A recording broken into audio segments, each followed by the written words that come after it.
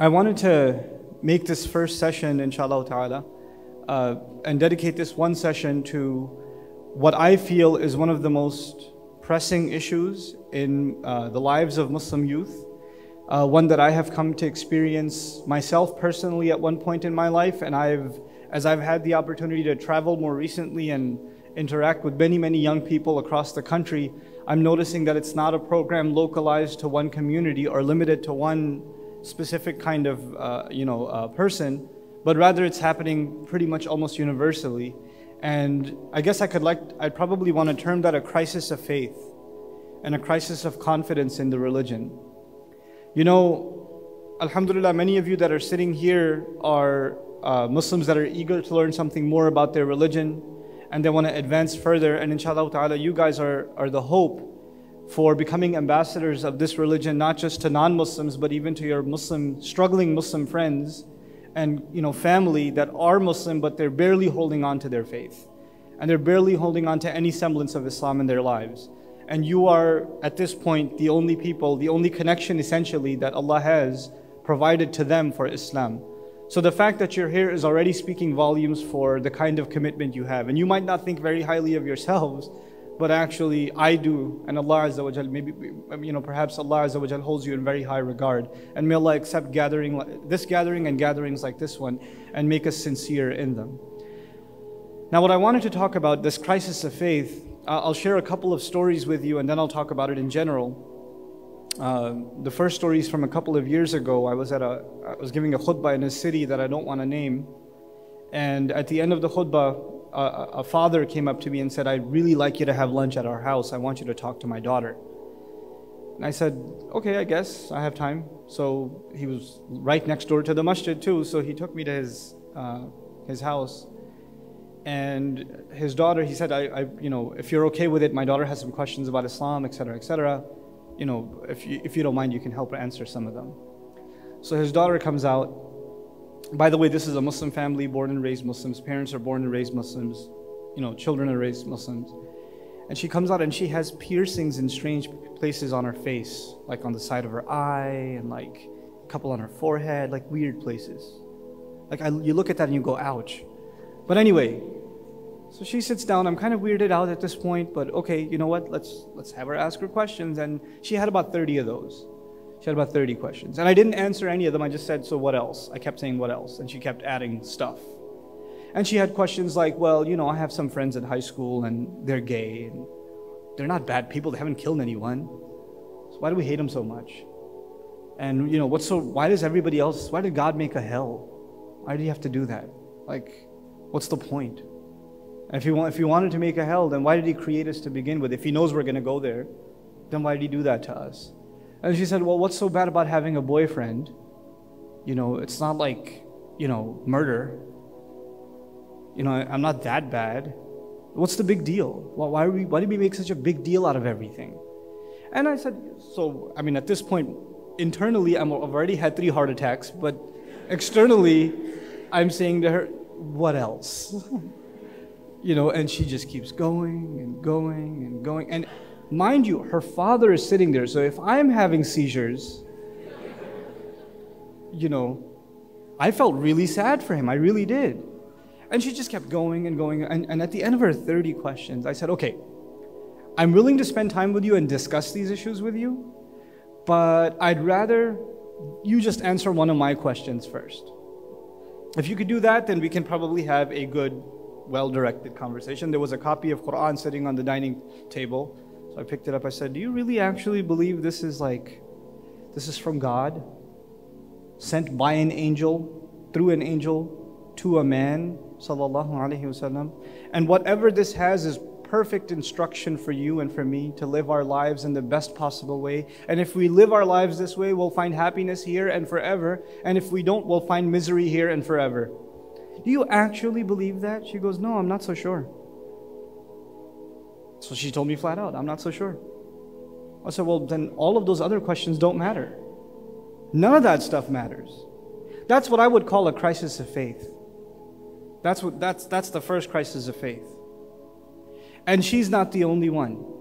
I've seen this story play itself out. And a lot of people have those kinds of questions. They don't ask them. They don't ask them. A lot of people, I'm not just picking on girls here. Muslim guys, they'll be raised in a religious family and they know certain things are haram, and they'll, in their head they'll say, why is it haram? Why can't I do that? And they'll just say, Allah said so. You say that for everything, And then if somebody was to ask them, so what's Islam? Everything's haram. Here's my summary, right? Islam equals don't smile, don't have fun, don't live life, because all of that stuff is haram. It's forbidden, right? And of course it's reinforced because when you come to a typical masjid across the country, all you see is people that are frowning all the time. It's like mamnu' at-tabassum, right? It's forbidden to smile here. Like if they even see a child like running a little bit with a smile, hey, masjid. Don't you see the sign says sadness only? It's like a depressing thing. So, a child even growing up in a Muslim community, in an Islamic school he goes to, I'm not knocking on any Islamic schools here in Maryland, I don't know enough. But generally, it's run by some very angry aunties. The kids that are in class are just seeing angry people all the time. And the more religious they are, the angrier they are. Right? The longer the beard gets, the bigger the frown. It's like, it's very hard to smile. So they're in this environment all the time, and there's some questions that start popping in their head. Why am I even Muslim? Everybody around me is so miserable. They can't do anything. Every time I want to do something fun, they say haram. They say wrong. And all the friends I have in school, they say they're going to hell. What do you want me to do? Internally, a young man, a young girl, a young boy starts getting a little turned off by the religion.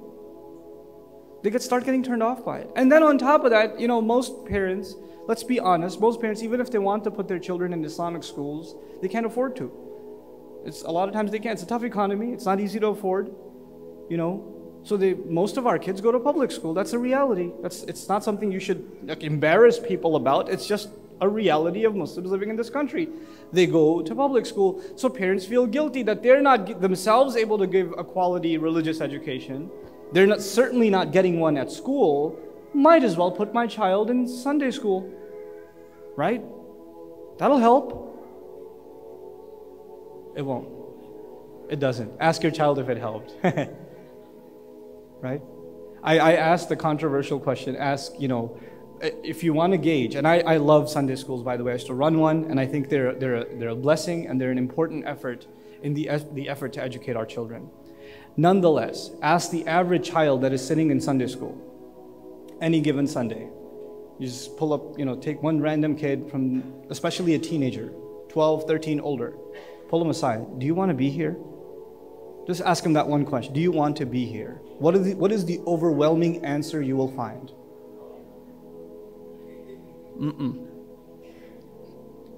They've already served 5 days in prison at school. The prison for a child is behind a desk. And what do parents do? You need to serve some extra time. Here's a 6th day in prison. By definition, kids hate class. It's, when the bell rings for recess, you should look at, I used to be a teacher at a school, and one of the ways I would punish students if they were misbehaving is the bell for recess would ring, and I say, you can't leave yet. You have to finish 10 more problems. And you see all these kids sitting there. And as the bell rings, the temperature in their seats rises. And it hurts to stay inside your seat. And then they look outside the window and they see others entering the gates of paradise. And they're like, oh, yeah. Can we go, please, please, please? Just anything but here. Anything but here. They hate being in a class. And what do? We stick them in another class. And when we stick them in another class, at least it should be fun, right? No. Not going to be fun either. Somebody's going to come and they're going to, my second story now. My second story. This has actually happened in a Sunday school I used to be a part of. The class next to me was a bunch of teenage boys, or preteens, like 11 to 13, younger guys. Teacher walks in and says, today Children, I'm gonna tell you the best story of all time. The best. Do you know what it is? This kid raised his hand. Yes, you can tell me what it is. Dragon Ball. This kid next to him goes, no, Yu-Gi-Oh, Yu Hakusho, something. This other kid goes, no, Naruto. And this other kid, and they start arguing with each other. No, that's the best story. No, that video game had the best storyline. And the sequel was even better because it went backwards in time. And the other one goes, no, did you see that movie? Oh my God, it was awesome. Have you seen the third season of this or that or the other? Oh my goodness, this argument breaks out in class. And the teacher standing there in shock, his jaw is dropped. He doesn't know what to do. Like, no, no, no, no. This is all wrong. I meant the story of Yusuf in the Quran. Because you know Allah Azza wa Jal says, نَحْنُ نَقُصُّ عَلَيْكَ أَحْسَنَ الْقَصَصِ كَمَا قَالَهُ سُبْحَانَهُ وَتَعَالَى. He said himself, we're narrating onto you, in fact, the best of all possible stories. This is a claim made by Allah. And so he was expecting the child who raised his hand to say, yes, I know the best of all stories. It's the story of Yusuf alayhi salam. Nobody said that. It wasn't even a contender. It wasn't even a contender. So he says, no, no, no, children, you're all wrong. The best story is the story of Yusuf. And the kids go, oh, I already know that one.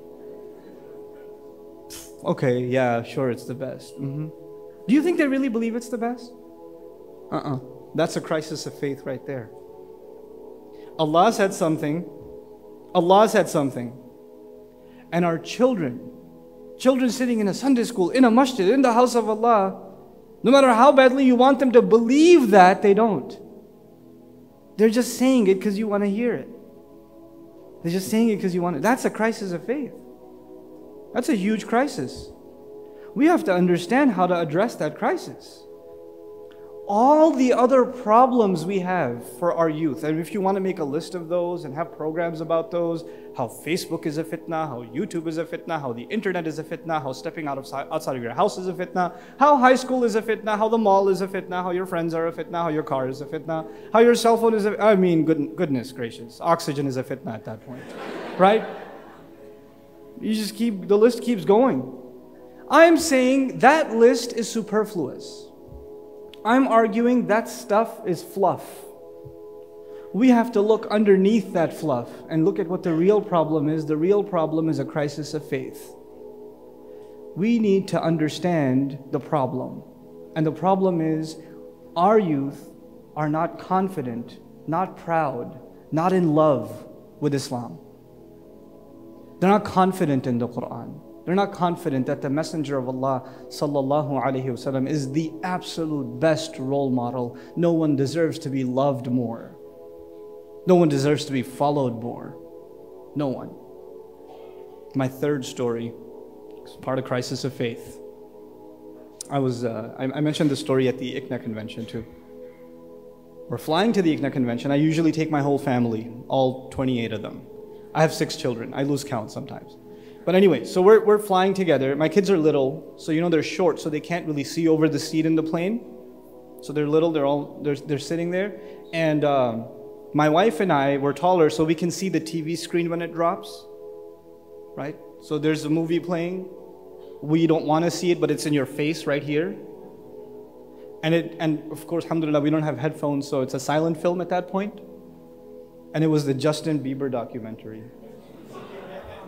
Yeah, imagine that. Well, thankfully it was a silent film, right? So, move forward, they say. And also license plate number. I'm kidding. Okay, just move forward as much as you can. Thanks for moving. I really appreciate that. Not all at once, please, calm down. Okay. There are spaces in the front. Yeah, there's spaces in the front, please take them. Okay. So, this documentary that is playing, I'm trying to avoid looking at it, but I can't help myself. I can't help myself because they're showing this kid come and start singing his songs, and girls in the audience are crying. Like, you could tell they're just like, we love you so much, I'll die for you. And mothers bringing their daughters to concerts. And then somebody's handed a voucher that says you get to meet him backstage. You should see the family, how they're jumping up and down in joy. And in the course of that video, I was like, oh man, These people have nothing to look up to. This is all they have to look up to. They're so happy at this.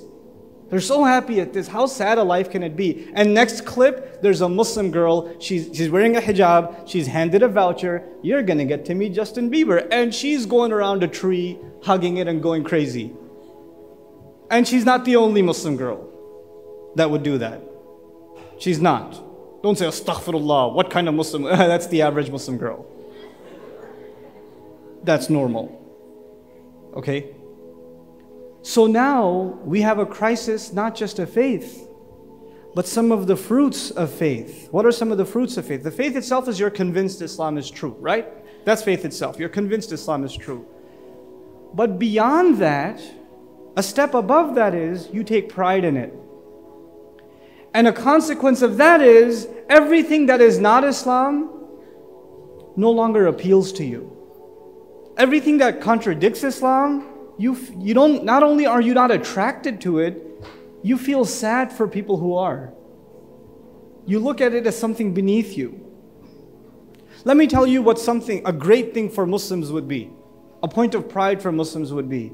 Instead of a young Muslim man thinking, I can't do this, I can't do that, I can't do the other, everything is haram. Look at my friends, they get to do this and that and the other. Instead of a Muslim girl who's going to high school and she's wearing hijab and everybody makes comments at her and pokes fun at her and says weird things to her. Or girls tell her, you look so ugly because of that thing on your head, etc., etc. And she's thinking in her head, you know, I wish I could be like those other girls. They get to do whatever they want. I can't do anything. I can't have any fun in life. The only thing that's keeping me from being happy is Islam. Wow, there's some huge transformation happening on this side. What is going on? Was it something I said? I'll wait. I'll wait for this Baltimore Revolution to be over. Take your time, take your time. What just happened? Still trying to understand. Are we moving up? The easier thing would be the people in the back just move up instead of everybody move up, but okay. Whatever works for you, inshallah. So, I didn't want to just mention the crisis of faith. I wanted to try to mention some of its solutions. How do you address the crisis of faith? It's easy to talk about a problem. It's hard to talk about solutions. It's hard. And I'm not gonna, my disclaimer will be, I don't claim to have answers. Like absolute ones. I have some ideas. I'd like to share those ideas with you. These ideas are a result of discussions with scholars, with counselors, discussions with youth, that I feel, I don't want to give you kind of generic kinds of answers. I want to try to give you some kind of practical answers. Again, they may not be the absolute solution, but inshallah ta'ala, with your own discussions among yourselves, you'll come up with some better things. The first part of the solution is that we have to create a culture around strong friendship. Not even Islamic, identity itself, it revolves around who you hang out with, who you spend most of your time with, who you identify with. When you spend most of your time on a computer, you start taking on some of the qualities of the stuff you're reading and the stuff you're watching. It starts invading your thoughts. The kinds of people you spend time with, if they're studying Islam all the time, you'll want to study Islam too. If they're playing basketball all the time, you'll develop a habit for playing basketball also. If they're going to watch movies all the time, you're going to want to go to the movies too. Your environment has an effect on you. The people you surround yourself with has an effect on you. The Muslim community, starting with the Muslim family and then evolving to the Muslim community, needs to actually have a campaign to ensure our young children are in the company of good role model older kids, like a big brother, big sister type thing. So when our girls are 12, 13, 14, when they're coming up in their ages, some of the more leading Muslim girls in our community that are 17, 18, 19, they're going to college, they're holding on to their religion, they're learning their deen. These girls are role models, they don't even know it. And our younger girls need to be spending time with these older girls. It's really important that they have someone to look up to that is strong in their deen, and they aspire to want to be like them. That's really important. The same goes for the guys. At a younger age, it's not like, what we do is we keep the little kids by themselves, and we keep the big kids by themselves, and it doesn't work out. There needs to be a kind of mentorship happening at the community level, so that our younger boys are spending time with some of the older boys, especially the ones that are mature in their religion. And we have, mashallah, even though we don't have a lot of those, we have enough of those. We have enough young people that are mature in their religion. They really want to learn more about it. And they're good role models. You know, they have youth, they have energy, they have health, they have good looks. They could go on any number of ways in their life, and they chose to submit themselves to Islam. That in and of itself is huge. That already makes them a role model. Whether they're ever grabbing a mic and speaking publicly or not doesn't matter. They're still role models. And we need to put them in that position. It does two things. One, it gives young people someone to look up to. And two, it gives older kids a sense of responsibility. It makes them realize that others have eyes on them, that they have to answer to a higher standard because they set the tone for others. It gives them a sense of responsibility too. And that kind of mentorship thing needs to start happening when families start doing that and utilizing the community as a place where that kind of mentorship can happen. That's one suggestion. Another really important suggestion, and this is a long-term thing, is that we have to be able to have forums where our young people can talk about the real questions they have without being afraid of reactions from their parents or their imam or their scholar or the speaker. And the speaker should not be in a position to say, you are so wrong, what you said is so bad, you should make istighfar, go slaughter a goat and then come back, etc. We shouldn't put our youth in a position of them feeling intimidated to even want to be able to ask a question. We need to create a space, we need to create an environment where they feel comfortable enough to be able to ask certain kinds of questions. And I say this because of some experience. Muslim community, generally we're very conservative people. We're very, we have certain expectations of ourselves, and we have expectations of our children, we have expectations of other Muslims. So when our Muslim boys and girls, within even our own family, have certain thoughts, or have certain questions, like if your boy for the first time got asked out on a date, or some girl came up to him and said, you want to go to the prom with me? Or something. And he's thinking about it, but he'll never tell his mother. He's thinking about it, but he'll never tell his dad. Because you know what's going to happen if he tells his dad, right? Inna lillahi wa inna ilayhi raji'un. That's what's going to happen. Right? So he can't talk to his parents about this stuff, even though it's on his mind. And even though some stuff is on her mind, she can't talk to her parents. She can't talk to even the imam, because what's the imam going to do? And I don't know the imam here, so I'm speaking in general terms. The imam will give a khutbah next week. You know what this sister came and told me? They're afraid of being just called out. They're afraid of being called out. There needs to be a space where they can ask their questions. There needs to be a space where they can feel comfortable asking those questions. And there needs to be a training even among our du'at, our da'is. Training in how to answer those questions in a sensitive way. Realizing these are not questions on a piece of paper that you give a black and white answer to. There's a person who's really having problems. It's a human being who's really going through some serious struggles. And to want to spend time understanding where this problem came from. And the best way to try and help them. This is a training in and of itself. It's a training in and of itself. It's not black and white. Just telling our youth, this is wrong, you can't do it, isn't enough. You need to understand, why are they attracted towards that anyway? What led to that? How did they end up in that position? I'll tell you a story about a good friend of mine, Abdurrahman Murphy. He's coming in Maryland in a couple of weeks, I think. He used to be a youth director in Chicago. And when I saw his work in Chicago, I kind of forced him to move to Dallas with me. And alhamdulillah, he served as a youth director in Dallas for some time. And this is a huge masjid. I mean, there's like 1,000 people easily, on a Friday night at Jumu'ah. Like it's insanely big. 300, 400, 500 people regularly for Maghrib and Isha every day. Right? It's big community. Lots and lots of youth. Lots of youth. This is the first time they hired a youth director. And his announcement was, if you've got a problem, come to my office, we can talk about it. So this kind of offer has never been made to youth before. Come to my office, you can talk to me about whatever, it'll stay between us. He's a counselor. First week, I'm thinking about killing myself. I think I'm gay. I've committed the ultimate wrong act, what should I do? I want all kinds of crazy stuff. All kinds of crazy stuff. And when he first came into like 100 people just coming in one after the other, I think I left Islam. I don't think I'm Muslim anymore. All kinds of stuff. The first week he fell into serious depression, like I didn't realize what how bad things are. And it's not that Dallas is crazy. It's not that. This is average. This is happening everywhere. But our youth don't have someone to talk to. They don't have someone to talk to. And that's really, and I'm saying I'm not even qualified. And for those of you that are activists, that want to serve Islam in some capacity, think a little outside the box. Yes, we need scholars. Yes, we need du'at. Yes, we need khatibs. Yes, we need speakers. But man, we need counselors really badly. We need people properly trained in psychology, both in the Western sense and the Islamic sense. We need these people. You know, we need teen counselors, mentors. We need marriage counselors, but that's another story. I just want to talk about the youth for now. We need leadership trainers, people that instill a sense of confidence and love in youth. This stuff is important. It's really important, you know? And this is, to me, these things come first. And when these things are in place, then Islamic education on top of that makes sense.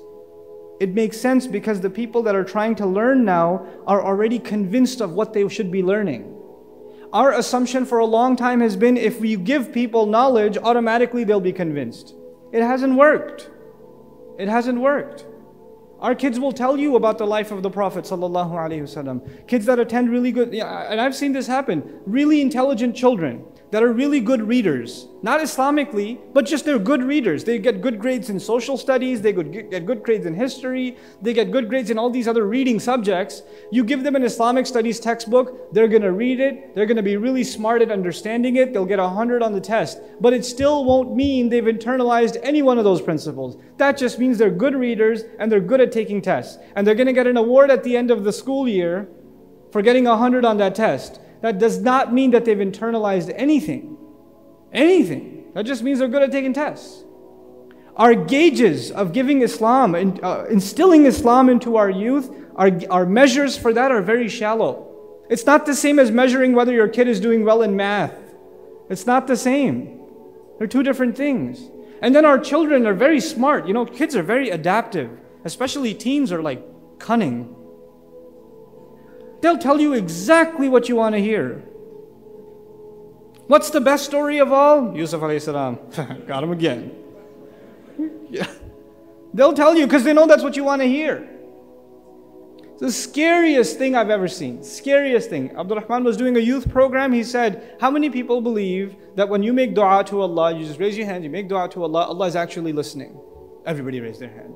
Then he said, okay, think about it for 1 whole minute and then tell me. 3 people raised their hand. 3 people. That's the scariest thing. Scariest thing. This is the crisis of faith. This is what we have to address first. This is at the younger youth level. I want to talk a little bit about the older. How much time do I have left? Do you know? Half an hour? No, I don't need half an hour. Okay. I need much less than that. The next level of crisis I want to talk to you is, this is more psychological in nature. But there's one higher up that's more intellectual in nature, a crisis of faith again. A fundamental crisis again. Our kids, you know, we're living in a time now where obviously Islam is constantly under attack. Actually, when you think of Islam, you think of criticism before you think of anything else. Okay? And there are certain ideas that are associated with the word Islam, with the word Quran, with the word Sharia. So if you ask an average person, you say the word Sharia, what are the things that come in their head immediately? Without you adding any adjectives yourself, what are some ideas that immediately pop in their head? Beheading, cutting hands, barbarism, stoning, you know, this kind of stuff. This is what comes in people's head. This is popular society. And you cannot imagine, you cannot assume that Muslims that live in a society where Islam is constantly being bashed, not even a society, a world where Islam is constantly being bashed, will not have an effect, some residual effects on them also. It will. It has an effect on us. It impacts us. So our youth have already like a little bit contamination in their views of Islam, because they're mixed in with what others say about Islam and what they've come to learn themselves from the deen of themselves. And a lot of times the real foundation isn't there to begin with. Then they go to college. And when they go to college, they already felt bad about looking Muslim, being weird, being different, being the guy that's being criticized all the time. And then they end up in philosophy 101. And they end up in anthropology 101. And they end up in Middle Eastern studies 101. And you know what happens in those courses, right? You know what happens in those college courses? Basically now this youth, let me tell you what's going on. This youth who felt bad about Islam this whole time, they didn't feel confident in the faith to begin with, and it was something they were almost embarrassed about. Now they have some philosophical arguments in their hands that justifies, well, yeah, I'm not that interested in Islam anymore because, how do we really know if God exists?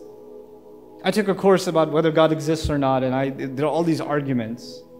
But the real problem isn't that they have new philosophical arguments. The real problem is they never had a real love and conviction and loyalty to Islam to begin with. These courses only made it easy for you to make an excuse. Hide behind the facade of an intellectual excuse. That's all it is. But they're being equipped with those excuses. And then of course you take Islam, people want to study Islam in the West, and they want to study Islam at the University of Chicago, or they want to do a master's in Islamic studies from George Mason or wherever else. And all over the country there are Islamic studies programs now. These are anti-Islamic studies programs. These are un-Islamic studies programs. The entire idea behind them is criticism. The religion you've learned to appreciate and love and admire your entire life, now you're going to do a master's degree. The entire time your teachers will constantly be doing one thing with Islam. What will that be? Criticism, criticism, criticism, criticism, criticism. You don't think that'll have an effect on you? You don't think that'll start messing with your head eventually? I met a friend who's doing a master's degree in Islamic studies at Harvard. And he told me he used to do, he was learning Islam in high school. He got really interested. He went to Syria and did some Arabic studies. When he came back, he said, I should learn more about Islam. So I decided to join the master's program at Harvard. So he joined. 1 semester into the program. 1 semester. The first semester was Introduction to Hadith. Sounds awesome. You know what the premise of the textbook was? The premise of the textbook was, the more sahih a hadith is, if it's muttafaqun alayh, if it's agreed upon by both Muslim and Bukhari, that just means the authors went out of their way to tell people that it's authentic. So the more authentic the Muslims say it is, actually that's the more fabricated it is. That was the premise of the course. That was the premise of the course. Introduction to Hadith. You take that for a semester, see what happens to you. Are we even equipped to handle that stuff? No. No, we're not. And I am arguing that that's already happening. A good number of youth are in Islamic studies programs, and they're developing some very strange understandings of Islam.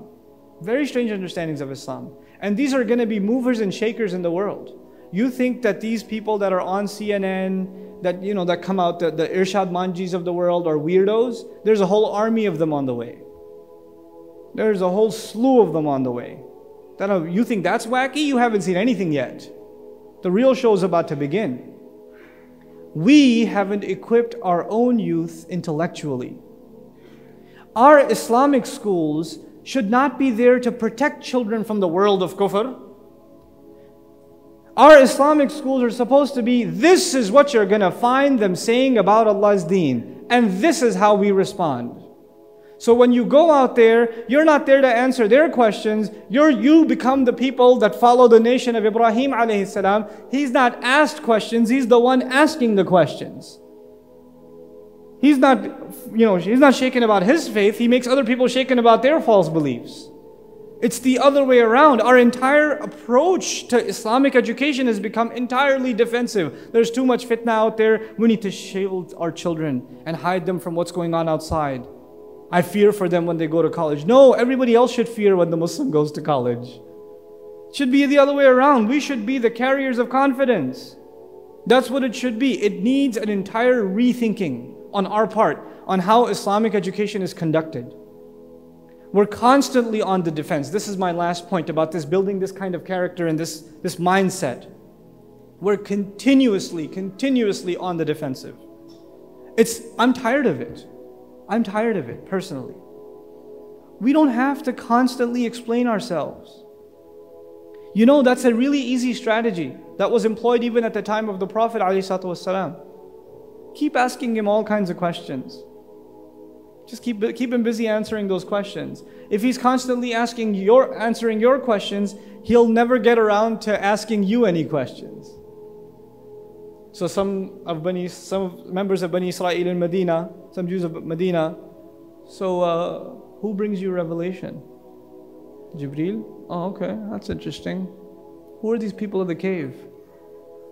Oh, okay, you know who they are? All right, okay. What's the ruh? What's the ruh? Oh, you got an answer for that too? Okay. How come sometimes a boy is born and sometimes a girl is born? And if he answers that, what are they going to do? Ask another, and then ask another, and then ask another, and you'll be explaining yourself. So Allah answered a few. And then we moved on to another question. They said, وَقَالُوا أَإِذَا كُنَّا عِظَامًا وَرُفَاتًا أَإِنَّا لَمَبْعُوثُونَ خَلْقًا جَدِيدًا. If we're going to be reduced to decayed bones, nothing, we're going to be created again? Really? This time Allah did not explain. Usually He does, right? He answers the question. They asked about the people of the cave. Did Allah explain in detail? He did.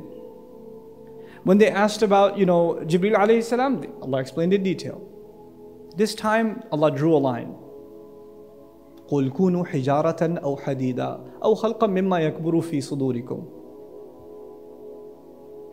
Tell them, even if you forget bones and decay, turn into rock, turn into metal, Allah will bring you back anyway. Which basically means shut up and get lost. I'm done answering your questions. Go ahead, turn into whatever you want, Allah will bring you back. Or whatever your imagination can come up with that is even harder to mold. Go ahead. أَوْ خَلْقًا مِمَّا يَكْبُرُ فِي صُدُورِكُمْ. Then so who's going to bring us back? فَسَيَقُولُونَ مَنْ يُعِيدُنَا قُلِ الَّذِي فَطَرَكُمْ أَوَّلَ مَرَّةٍ. Tell them the one who got you back the first time. Now get lost. Straight answer now. We have to see the fluff for fluff. We have to see through that. Not just for the sake of others, but for our own youth. We need to build a confidence into our youth as part of our education of them. If we don't do that, we will be paying the price for that in the next 10 years. I say that very fearfully as I say this to you. We are not, as the leaders of Muslim community, we're not doing an adequate enough job thinking about how to instill the confidence of faith, how to fight the crisis of faith among our Muslim youth. Muslim youth, when they have philosophical problems, we tell them, go make wudu and make 2 rak'ah over there. And if that doesn't work, okay, come back and I'll give you a special dua, recite that and your problem will go away. Listen, if they have a philosophical problem and if they have doubts already, the spiritual solution is there, but you cannot ignore the intellectual solution. You can't. We can't afford. Our deen is intellectual. Our deen is not blind faith. Our deen is powerful. We have to believe that, and we have to instill that belief into our kids. Especially at a time where everybody thinks they've got something on Islam. They've got a reason why Islam is wrong. Everybody. Everybody's got one. Christians are attacking Islam. Do you know how ridiculous that is? Do you understand how absurd that is? I live in the South, right? Or close enough. I live in Texas. And I drive around in the South a lot. And my hobby is listening to Christian talk radio. That's what I do. When I'm on a road trip, I listen to Christian talk radio. And most Christian talk radio is about Islam. Because they have nothing much to talk about with it, So it's just, these Muslims, their Quran, thinks that we're doing shirk. Us believers are doing shirk. And we've got a Quran expert here who's going to explain everything to us. And then they'll have their whole show. And I'm listening to this stuff and I'm laughing my head. It's such good comedy. It's quality comedy. Except when they talk about the contradictions in the Quran and its grammatical mistakes, right? When they talk about that stuff, I'm sitting there laughing and at the same time I start crying. Because somewhere there's a Muslim listening to this who has no foundation in faith, and he's listening to this and saying what to himself or herself? Oh my God, that makes sense. They're onto something. They got us. We haven't been able, we haven't yet done our job planting the right seeds. That's my only premise. That's my only point. And we have to do that at an early age. And forums like YM and programs, like regular programs like YM, where youth get together and have company of each other. These are components of building confidence in your faith, because you're around other people that have similar confidence. Confidence feeds confidence. That's one part of it. But now we have to think even further. And we really have to give some serious thought on how to develop these kinds of institutions and how to evolve our current institutions and make them ready for these real challenges that are coming, and see the symptoms for symptoms and see the actual disease that needs to be attacked. Most of the time we talk about the symptoms, we don't talk about the disease. May Allah Azza wa Jal allow us to see the disease and empower us to be able to find a cure for those diseases through His book and the sunnah of His messenger sallallahu alaihi wasallam. Barakallahu li wa lakum. Assalamu alaikum.